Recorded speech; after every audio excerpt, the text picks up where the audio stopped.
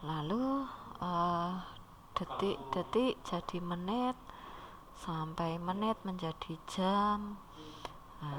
Sudah beberapa lama mereka ada di mobil yang mogok dan gelap, karena kan semakin sore semakin malam, apalagi hujan. Nah, itu dia semakin gelap, terus gerimis dan anginnya tambah besar.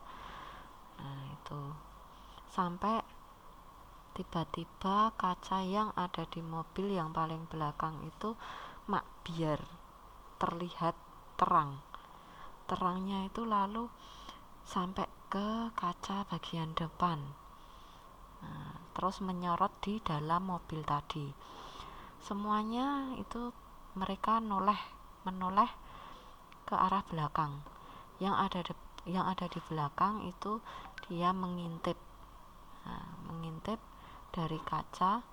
Yang ada di depan itu terpaksanya dia kepalanya keluar melewati jendela itu. Lalu hanya sebentar lalu dia masuk lagi, karena di luar itu masih gerimis. Nah,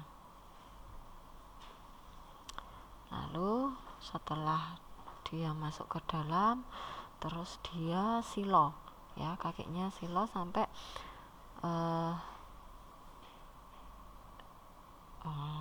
bukan kakinya, tapi dia masuk ke dalam itu karena dia silau akan lampu dari mobil yang baru datang itu tadi. Anaknya gugup. Nah, lalu dia bilang kepada bapaknya seperti terlihat sangat senang. Lah, itu ada mobil kesini, Pak. Nah, lalu ibunya bilang juga, iya Pak, coba diberhentikan, siapa tahu itu taksi barang. Lalu bapaknya berujar, ngomong, iya, tapi sepertinya menurut saya itu bukan taksi. Kalau itu taksi, lampunya tidak ketika bapaknya ngomong seperti itu, tidak dilanjutkan lagi, tapi terdengar suara hers. Nah, mobil yang tadi lewat itu dia berhenti di belakang mobil yang mogok tadi. Lalu keneknya mobil yang baru datang itu dia turun, terus mengganjal roda yang bagian belakang. Nah, karena pas tanjakan, biar tidak turun mobilnya. Lalu lampu yang ada di depan dua-duanya itu dimatikan. Itu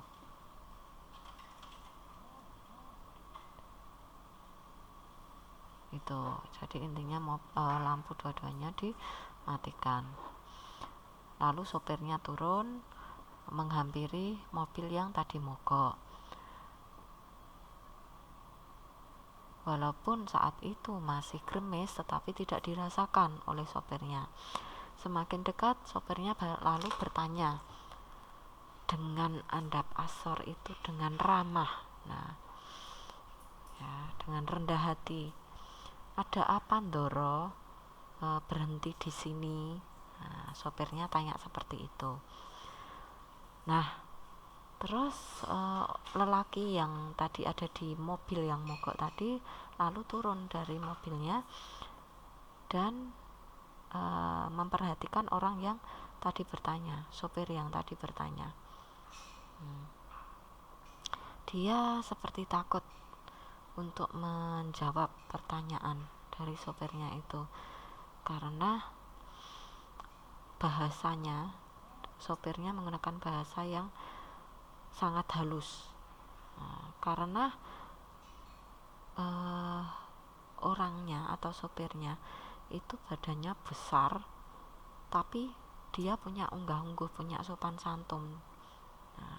Kalau disebut sopir ya lumrahnya tidak pantas. Tapi kalau bukan sopir taksi, lah siapa lagi? Nah, walaupun celananya itu seperti kotor, ya, seperti kena oli, terus rambutnya berantakan, ya betul kalau itu disebut sopir taksi. Tetapi dia menyebut laki-laki yang ada di mobil yang mogok tadi dengan sebutan Doro. Nah, yang laki-laki yang ada di mobil mogok tadi merasa tidak srek, merasa pekewoh, nggak enak hatinya, ya, itu. Nah, dia yang laki-laki yang ada di di mobil yang mogok tadi, dia ngomong siapa dirinya, terus ngomong dari mana asalnya. Lalu dia bertanya apakah dia ingin meminta bantuan pada sopir tadi, apakah sopir tadi bisa membantunya. Itu.